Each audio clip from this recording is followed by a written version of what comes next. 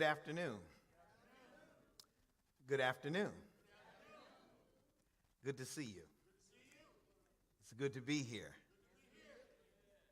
It's been a few weeks since we've been, matter of fact, we haven't been together since last year. But it's a new year. It's a new year, it's a new day. And we are so grateful for what the Lord has given us. Every time I think about a new year and how God has taken us over, I can't help but give God praise and to celebrate God for all that God continues to do in the lives of his children. Last year is over. It's gone. It's a brand new day. So whatever happened last year, good or bad, it's a new day today. And a new day, a new year gives you new opportunities. And that's one of the beautiful things about bringing in a new year, that God continues to give us new opportunities.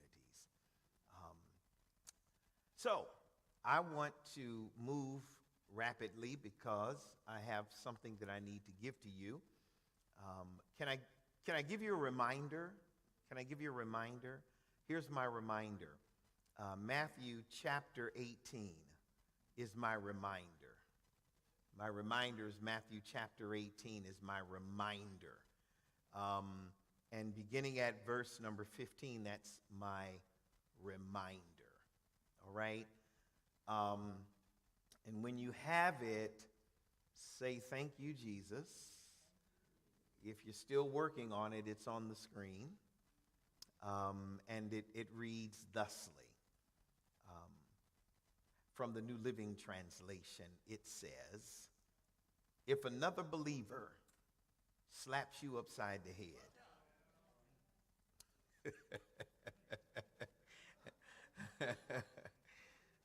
take your baseball bat and knock them upside their head." Is that what it says? No, that's not what it says. It says, if another believer sins against you, what do? Go privately and do what? Point out the offense. If the other person listens and confesses it, you have won that person back. But if you are unsuccessful, take one or two other persons, preferably your road dogs. No? Okay. Take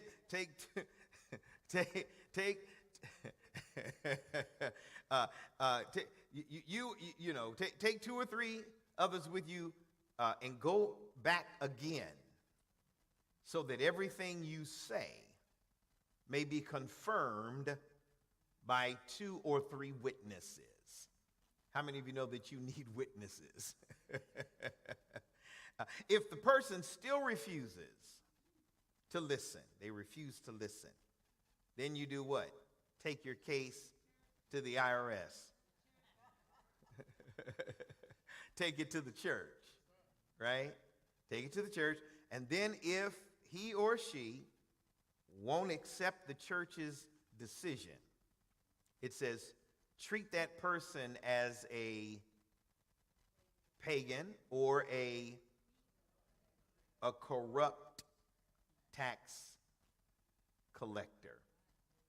In the name of the Father, the Son, and the Holy Ghost we pray. The people of God together said amen.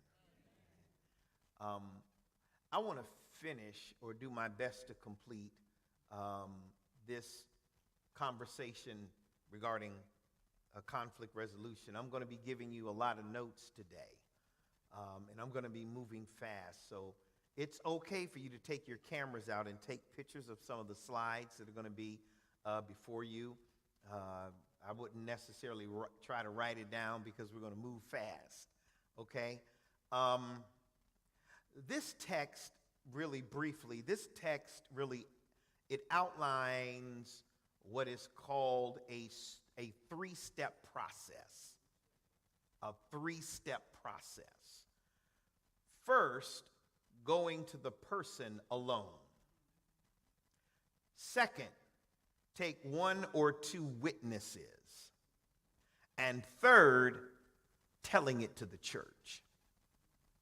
However, this should not be seen as a quick or routine procedure for kicking somebody out the church. It emphasizes, or rather the emphasis is three things. Now you can write these three things down. I'm not going to put this on the screen, but here it is. I'm going to give you three words. The emphasis of this text is on reconciliation, number one, to be reconciled, right? Number two, you've got to have patience, right? You've got to have patience. When you're dealing with conflict resolution, we understand there has to be reconciliation, but you have patience. And then thirdly, there's a hope for restoration, to be restored, all right? Restoration. And here it is. Each of the steps that I've just mentioned, it requires, number one, and I talk 1, 2, 3, A, B, C. Number one, it requires time. Time. It takes time, right? And number two, grace. It takes God's grace. So each step requires time, grace, and then a genuine effort to resolve the conflict and bring healing. It's about bringing healing. It was intended, and this is what because we're dealing with this Matthean text, so it was intended to give the early church this text, this conversation. It was given to the early church for guidance about how to deal with conflict and broken relationships. It's given to the church for that, specifically for that reason. Jesus instructed his people to guard, and this is what he wants them to do, self-discipline themselves. That's what he wants them to do. You got to learn how to do this yourself. You got to learn how to work on this yourself. And so the first step toward reconciliation, the first step, it involves listening. The first step involves listening. Sometimes what we hear is not actually what was said. A good example, look at your neighbor and say, gossip is gossip. Gossip, that's a good example. Because you might hear some good juice. And as it starts to spread around, the juice gets even better. It started out with something real small. But after we added on to it, or others have added on to it, then it becomes something, look at your neighbor, say juicy, something juicy. Yeah. Several different stories or rumors often result from one story or incident. So, that being said, true listening means going to the other person. True listening. We are to take the first step. We are required to take the first step as it relates to reconciliation. Now, I wanted to kind of open up with that because I want to get us to the place where I believe we left off. And I've added, of course, by way of text message from the Holy Spirit, I've added, Reverend Anderson, a few more things here. So, again, what is conflict resolution? Let's take a look. What is conflict resolution? It's on the screen. Conflict resolution is the process of peacefully resolving. Now, the operative word is peacefully. Doing what? resolving a dispute or disagreement between two or more parties by finding a solution that addresses the needs and interests of everybody that's involved. Are we together? Are we together? Are we together? Now, let me back up for a second and give you, let me add this on to it if I can. Thank you, sir. Appreciate that. I'm going to add this on if I can. Here's a question, because I feel it in my spirit, and I felt it in my spirit, a question that somebody might ask, and here it is. Are some relationships not worth resolving? Is a question. Is a question. Are some relationships not worth resolving? I need you to tell me the answer to that. I was waiting for everybody to say yay or nay out loud. Are there some relationships? Let me ask it this way. Is every relationship worth resolving? You say no. You say no. Well, so then the answer initially would have been yes, correct? Right? So, some relationships aren't worth resolving, especially when there is a one-sided effort, abuse, toxic patterns. Now, here's toxic patterns. Can I give you toxic patterns? Because you're not going to get it on the screen. Here's a toxic pattern. Name calling. Name calling. You know, some people, they name call. That's a form of abuse. You do know that, right? Calling you outside of your name, right? Contempt. But here's something else. A fundamental incompatibility or repeated betrayals or emotional disconnection or feeling constantly drained or a partner refuses to work on issues, right? Indicating a lack of commitment, at which point prioritizes your well-being, which becomes essential. Here it is. It's about recognizing when the negative outweighs the positive. Reminds me of the movie, I think the movie was entitled, Why Did I Get Married? Did y'all see that? First, Why Did I Get Married? And the person that Tyler Perry was married to, they had gotten into it, and she wrote down a list on one side, all the positives, and on the other side, there were the negatives. And at the end of the day, the positives outweighed the negative. And so they decided that they were going to stay together. So sometimes what has to happen, whether it's a marital relationship, a dating relationship, or friendships, you have to write out whether or not you believe it's worth it or not. You have to have the positives and the negatives. If the negatives outweigh the positives, Houston, we've got a problem. So it's recognizing when the negative outweighs the positive and effort isn't mutual, making it time to walk away rather than to continue in what is called, and this is a good one to write down, a damaging cycle. A damaging cycle. Sometimes things don't get better, things get worse. And things will continue to get worse. So that's really what I wanted to share with you very briefly before we started dealing with conflict resolution. So you've got conflict resolution, its definition. Second slide will be this, or I believe it's probably slide number 11, I believe.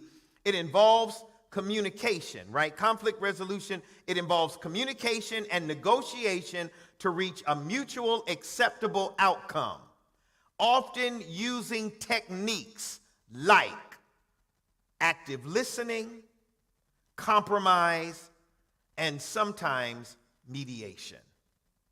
Now, let's take a look at active listening. Next slide, active listening.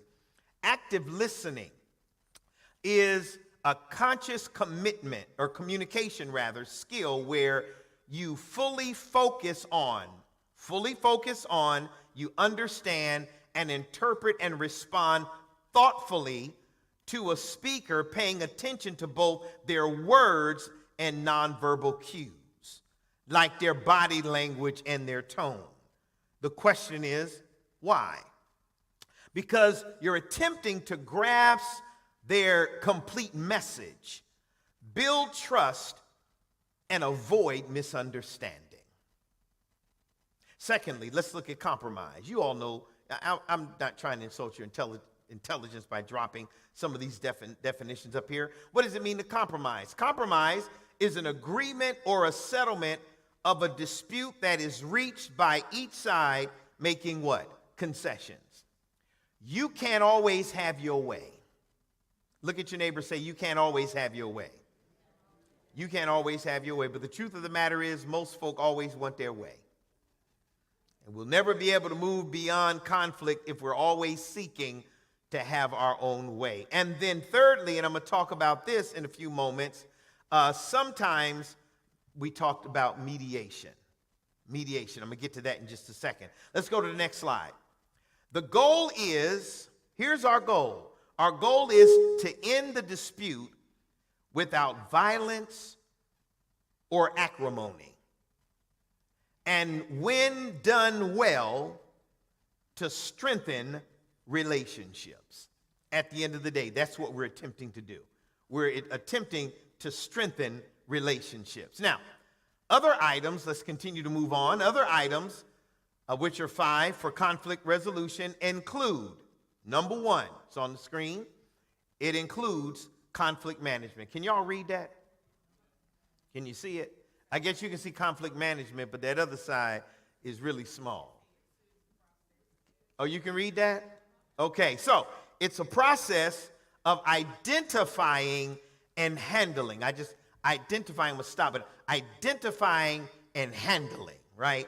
Identifying is one thing, handling is something altogether different, right? You can identify something but not be willing to handle. You can let it go. So we identify and handle disagreements fairly and what? Efficiently to do what? Minimize negative what? Impacts and promote what? You want a positive outcome. That's what we're looking for. We're looking for a positive outcome. That's what we're looking for. Now, remember initially we started out by saying not all relationships can be worked out. We understand that because you can take some of these principles and utilize them, but here's the key. Both parties have to be willing, but not willing, honest in the assessment, right? Because sometimes, we say one thing, but we really mean something else. Or our attempt is to do this, but we really want to do that. There's some people that want to be in your space, but they only want to be in your space if they can treat you or behave the way they want to treat you or behave. They want to be in your space, although they may say to you, I'm sorry, I won't do that no more. I want to work out this friendship. But their actions speak louder than words. Let me just say this. Don't always pay attention to what people say. You got to pay attention to what they do. I got a half a clap on that one, okay? Pay attention to what they what? Look at somebody say what they do. Secondly, we said mediation, right? And mediation is a voluntary and what? Confidential process is on the screen where a neutral party, third party, the mediator, does what? Helps doing what? Disputing parties. Can you see it? Negotiate what? A mutual what? Sometimes you need a third party. Can I say that one more time? Sometimes you need a third party. Okay, let me say it 3 times for the Holy Ghost. Sometimes we need what? A third party. Because sometimes we need somebody to sit at the table with us to help us resolve this conflict. Does that make sense? Sometimes we're not able to do that depending on where our headspace is or what's going on in our relationship. Now notice this. because sometimes it gives may give the impression or the appearance of this. This is not talking only about dating or marital relationships. These are friendships, because there's some friendships that are toxic that we're in, that we need to get out of. As a matter of fact, for 2026, there's some relationships you got to get away from. Some friendships in the new year that we're going to have to get away from. Here it is, number 3. Number 3 is negotiation. And negotiation is a strategic discussion between two or more parties to reach an agreement, resolve differences, or make a joint decision that satisfies their interest. It involves a back and forth exchange of information and commitments with the goal of finding what? A mutual acceptable what? In all of these, all we're trying to do is find a mutual and acceptable solution. Can I say what a mutual and acceptable solution might be? A mutual and acceptable solution might be part ways. Did y'all hear what I just said? I said part ways. You can't fix everything. Some things are broke. It reminds me of, I don't know if I've shared this story with you, but when I was a little kid, I used to watch the reruns of the Brady Bunch. And there was one episode where they were playing in the house with the basketball. And somehow they were upstairs and the basketball came downstairs and hit the vase and broke it. So the Brady Bunch kids, being the kids they were, they decided to go get some glue. And they put it back together again. Somehow that vase, Sister Smith, it ended up on the table. And it ended up on the table with flowers and water. And as they were all sitting around the table, some of you, I don't know if you remember that episode, they were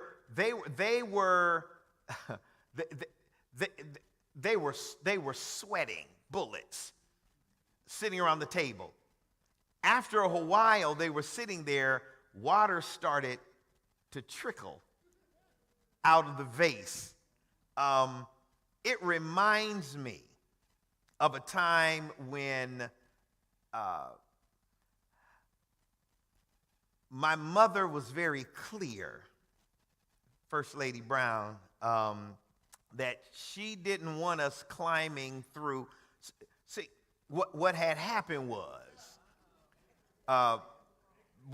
my parents added a room, a family room on the back side of the house. And the family room, there was the living room, and then there was the kitchen, and there was a sliding glass door that went out to the back of the house, and then the living room had a nice window that you could look out into the backyard. Well, when you add a family room on the back of the house, you no longer need the window, and you no longer need the sliding glass door. So when they built the family room, they took the window out, took the sliding glass door off, and the sliding glass door became the entryway from the kitchen into the family room. And they dressed it up real nice where the window was, and they put these real nice wood, what do you call them? In the window, they had these wood, I don't want to call them bars, but they call them something else. And they just lined it up real nice to kind of give it a decorative look instead of it being a big hole. So one of the things that my mother would do is she would put her, Sister Barry, she would put her plants in between them. So kids, like kids do, in order to get to the family room, instead of going through the open way, we would climb through the bars and jump into the family room. It just so happened that one day, Sister Fields, I did that when I was told not to do it. Of course, you do stuff when your parents, they go to the store, they go to work, do whatever they do, then that's when you do what you do. And so I climbed through, and my mother's plant fell. And the container that it was sitting in, what do they call that? the vase or pot that it was sitting in broke. So I remembered the Brady Bunch. And my brothers and I got together because they wanted to help me, because they didn't want me to get in trouble. So we glued it back together and sat it right there. As a matter of fact, we turned it so that you would not be able to see the breakage on the front side.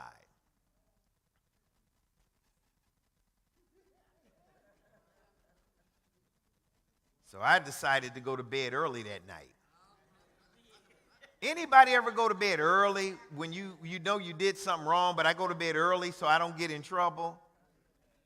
I think what had happened was, Sister North, that my mother saw that it was broken, came into the room, and all I remember is, because I wasn't asleep, because you know how it is when you fake like you sleep, but you really not sleep, so you don't get in trouble. Anybody ever get a spanking out of the bed? That's what happened to me. I just want you to know.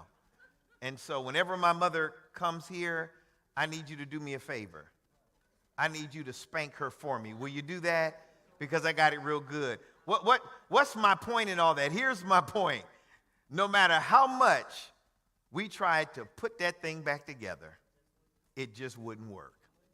It wouldn't work. It was, here's the term. It was beyond repair. There's some relationships and friendships that are what? Beyond repair. So don't try to fix something that's beyond repair, because what typically happens is we end up making it worse. Here's my thought on that. Reconciliation, resolution sometimes is to part ways. It's not coming together trying to make it work. Reconciliation is two people being big enough to say, this ain't going to work for us. Or at least one person saying, this is not going to work for me. And then move on. Look at somebody, tell them it's good to move on. It really is. Do you know, I told you I was going to try to get through all these slides today, but I keep getting text messages. Do you know that sometimes you'll never be able to get to the next relationship that God is trying to get you to, or friendship, if you're still hanging on to a toxic one? Did somebody hear what I just said? If you're hanging on to something that you need to get rid of, why would God send you somebody else into that relationship to help you develop and they themselves develop when you're still dealing with toxicity? It just ain't gonna work. That's like moving on, suggesting you're moving on into a new relationship, but you still going by to visit the other person. Or you're still calling them on the phone. Or you still got their pictures up in your house. Look at somebody, say it's time to move on in 2026. Tell them. Can I keep on going? Number 4, peace building. Peace building. Here it is. Peace building is the process of preventing and resolving conflicts by creating sustainable peace and addressing its root causes through nonviolent means. I think we can see that. We can see that. Peace building, right? Addressing root causes through nonviolent means. And then number 5, conflict prevention. Conflict prevention. Can y'all see that? Ooh. Conflict prevention is the proactive process of addressing disputes before they what? Escalate. What does escalate mean? Okay, y'all don't know what escalate means. Okay, let me try it again.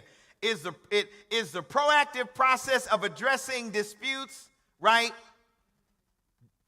Addressing disputes before they what? What does it mean to escalate? Okay, I got you. Okay. Escalate into what? Can it escalate into violence? Through early what? Detection and what? So let's talk about these 6 key aspects of conflict resolution. They consist of, can you see them? I mean, don't fool me. Can you really see it? Okay, all right. Here we go. Number 1, get your cameras out. Focus on a what? Focus on what? A fighting outcome. A peaceful outcome, right? And that's the process that aims to end a conflict without resorting to violence, intimidation, or emotional harm.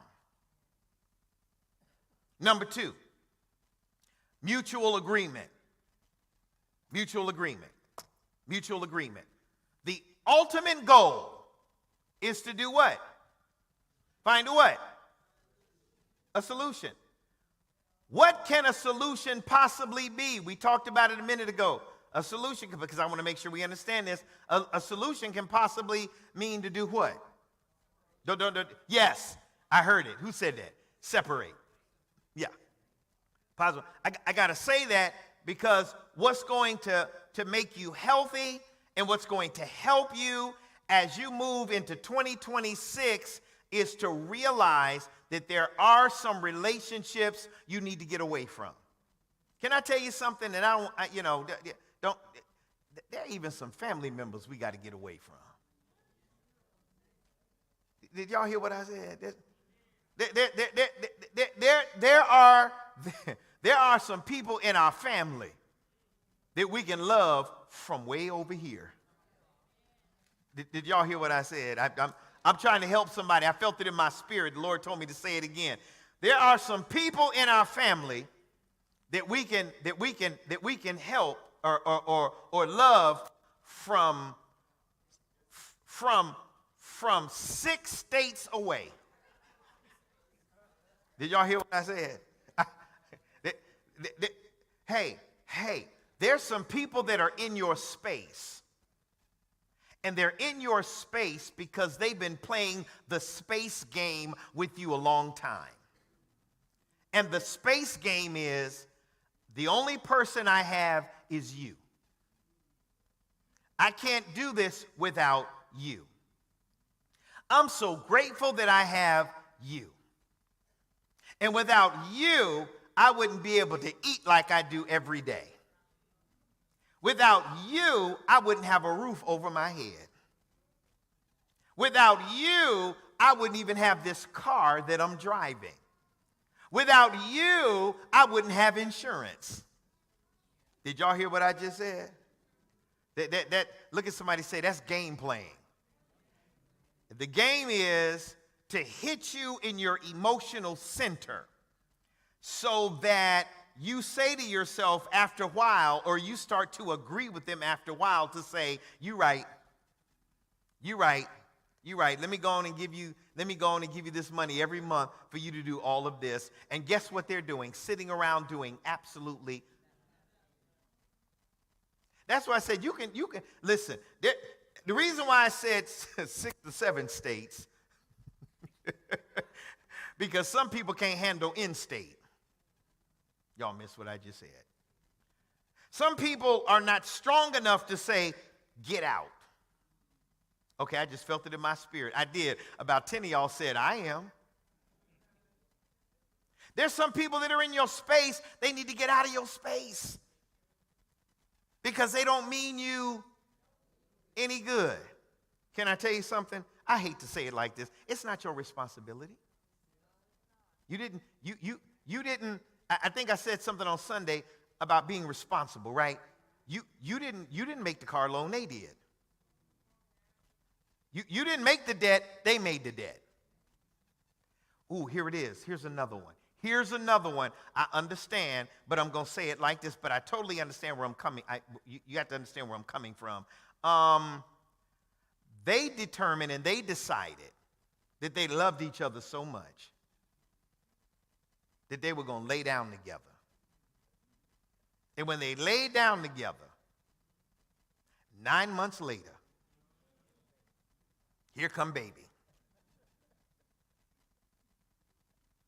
And guess who ends up raising that child?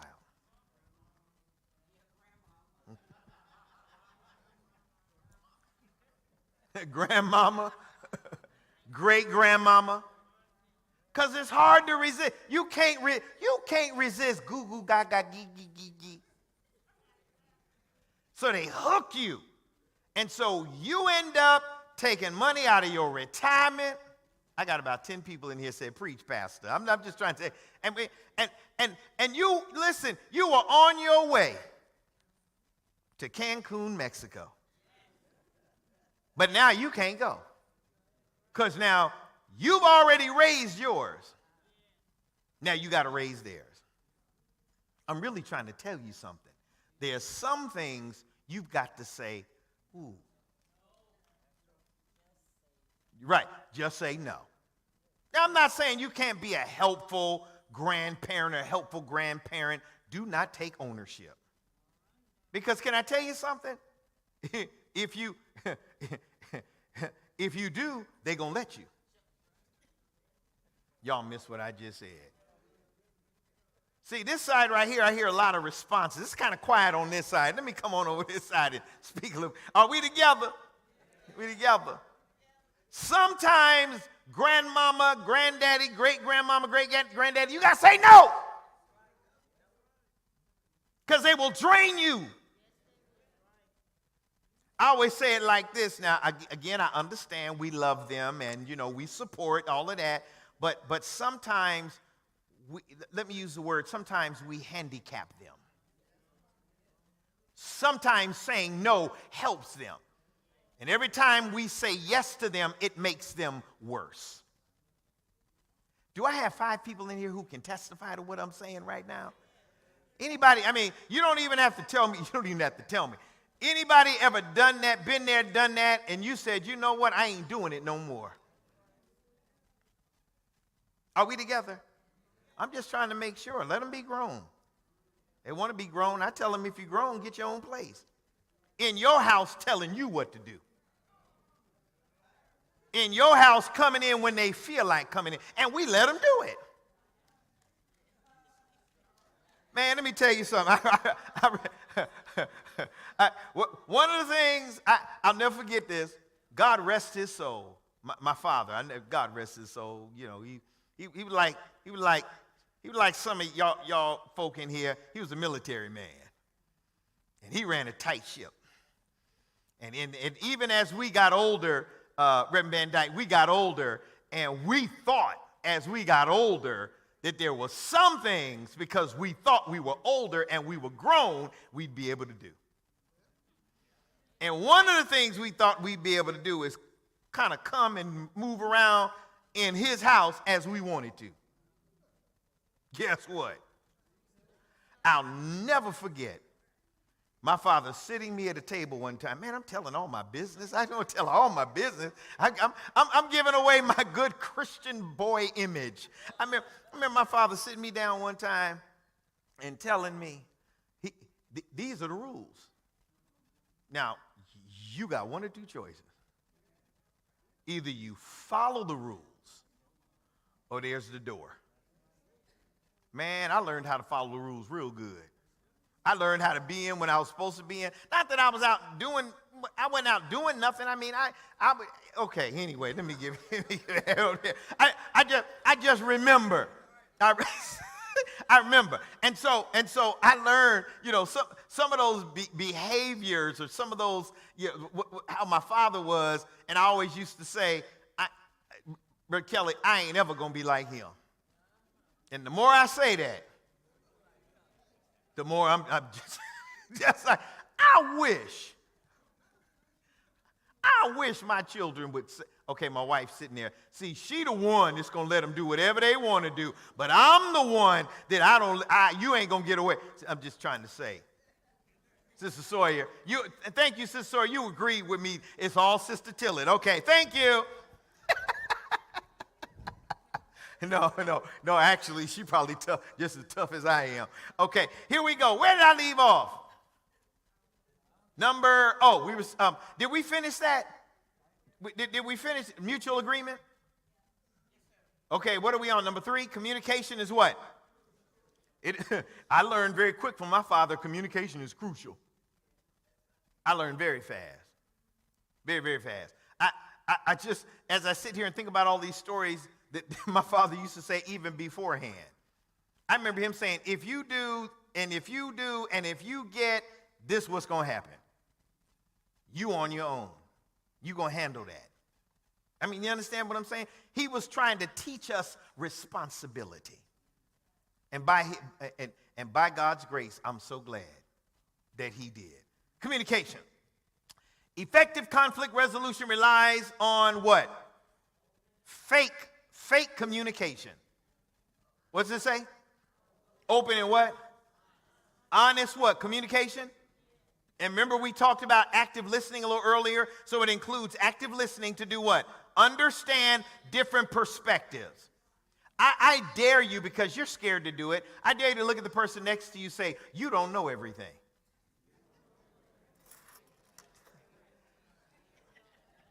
I need you to do this. This is what I need you to do.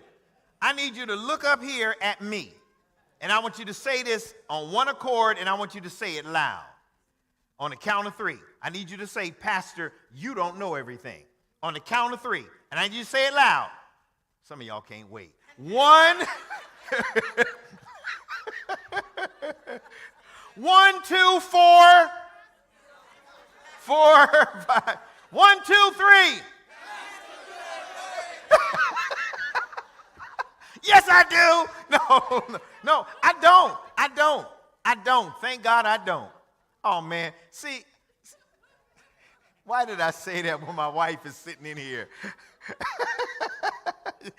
She back there. Yeah, you don't. No, but it's true. We don't. We don't.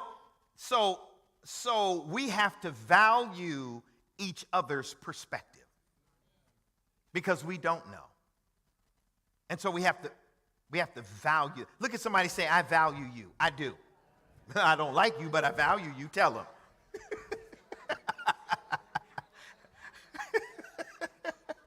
Yeah. Effective conflict resolution relies on open and honest communication, including active listening, to understand different perspectives. Number 4, root cause analyses. It involves identifying, I like this, the underlying issues, right? Because sometimes what you may be going at it about, it ain't really about that. It's really about something else. That's why one of the things I try to do in marriage counseling, and I do this so well as a professional married person, that I always tell folk, whatever it is that you need to deal with that issue. Don't bring other issues in. If you're having a discussion about why you didn't, let me use this for an example. Why you didn't? How come you didn't take the trash out? Is that one? Yeah, and we'll use that one. How come you didn't take the trash out? And then the other person says, well, how come you didn't make the bed up? You understand what I'm saying? It starts bouncing to other issues instead of dealing with the one issue. It reminds me of, and it's just so interesting to say it, and my wife and I, we like to watch Abby Phillips on CNN at night. I don't know if you've ever watched Abby Phillips. And Abby Phillips, she has different perspectives on there, conservative and liberal perspectives. And sometimes when they're talking about some of the things that that person who occupies the White House, you have conservative people on there, and they'll break out something that the person did that we all know was wrong, like January 6th. They always try to find a way to say, well, but Barack Obama. Man, Barack Obama was president 50 years ago. And instead of speaking truth in the moment, because you can speak truth, Even if it's something that President Obama did that wasn't right, I would speak truth to that. Does that make sense? You have to do that. Just because you're in a particular camp doesn't mean that if somebody in the camp you're in does something wrong that you can't say anything about it. You say something about it. That's not right, and I don't believe in that. But these folk, whoo, they in the tank. I mean, when I say in the tank, I mean some of the stuff, the conversation that goes on, and they don't want to admit it. Don't want to admit that January 6th happened. Man, that was a party. And everybody got together and they were celebrating. It was those liberals. They were the ones that were they were the one. You mean the one that had on the MAGA hat? You mean the people that were inside the Capitol, defecating inside? Y'all do know what they were doing in the Capitol, right? But that wasn't what they said. Was they even trying to rewrite history as it relates to that as we speak?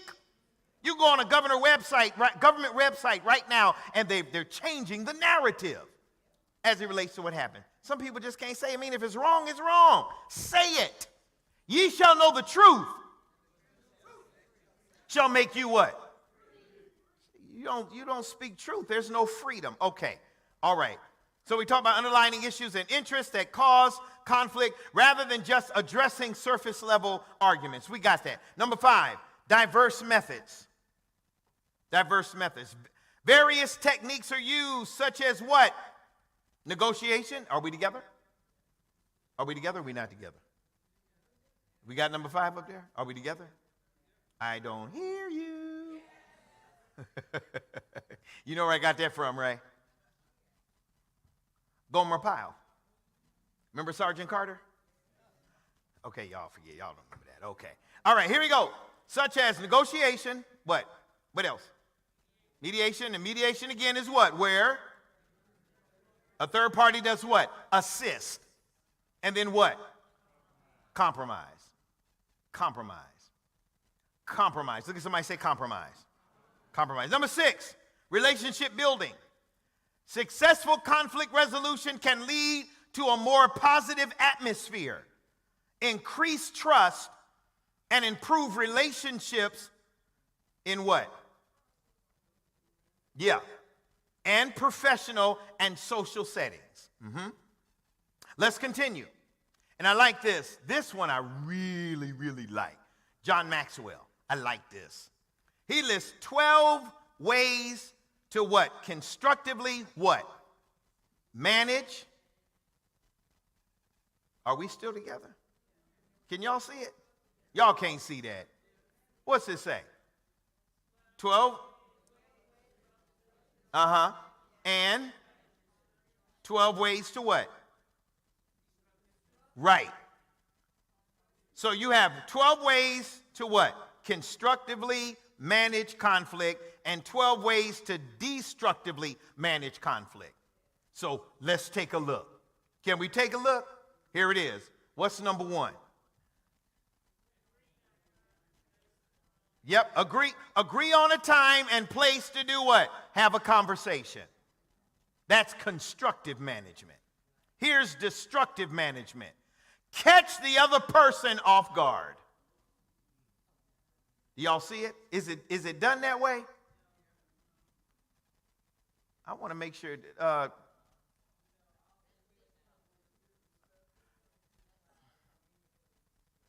Okay, forget the slide. Watch me.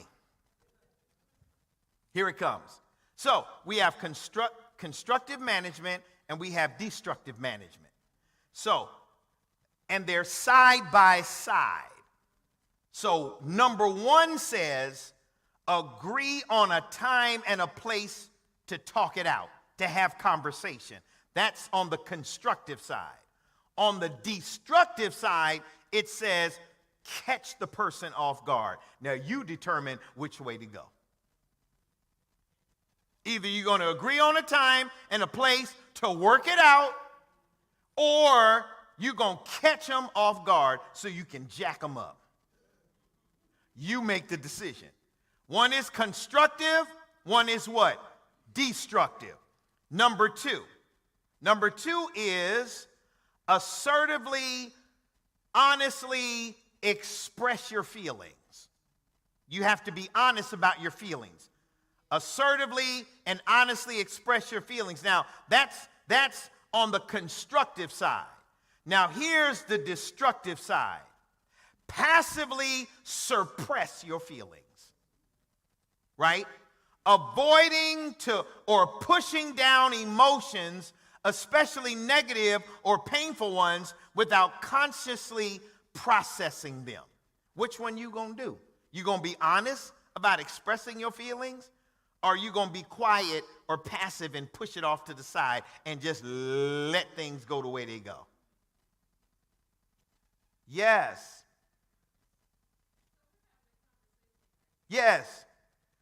Right? You're having a conversation right in the middle of our live telecast.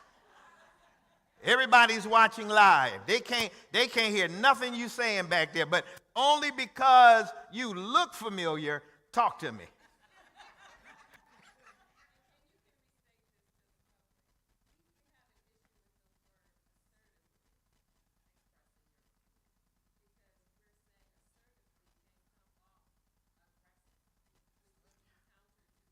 But there's a difference between aggressive and assertive.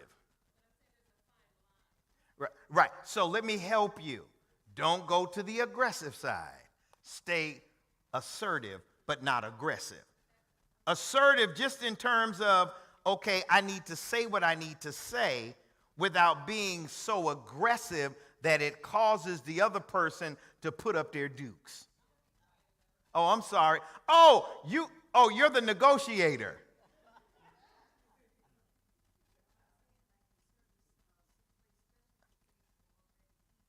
Can I come down?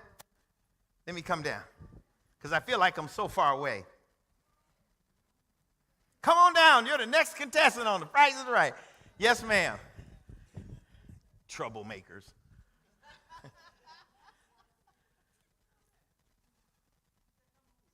Oh, no, I'm not going back there. I'm staying right here. Right here. I ain't going back there. Because if I go back there, it's going to turn into aggressive. And I'm trying to be, help me out. I'm trying not to, I don't want to be aggressive. I'm going to be assertive, but I don't want to be aggressive. Because if I step back there, thank you for agreeing with me, Sister Smith. Somebody might get hurt. That what you said? Somebody might get hurt? No, I'm just kidding. Yes, ma'am. Go ahead.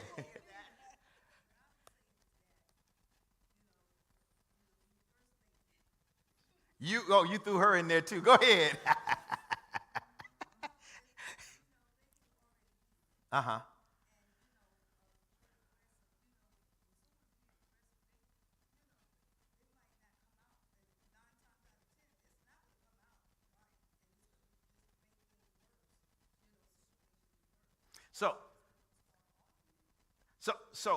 So this is what I say.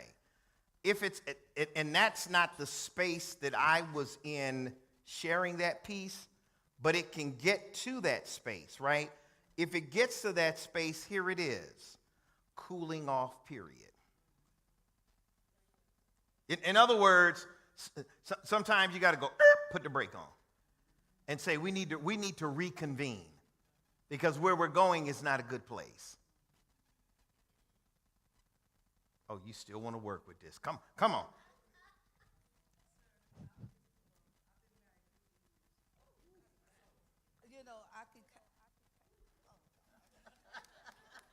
Hurry up now. Rev McLean says she want to go home. I just heard her say it. So good.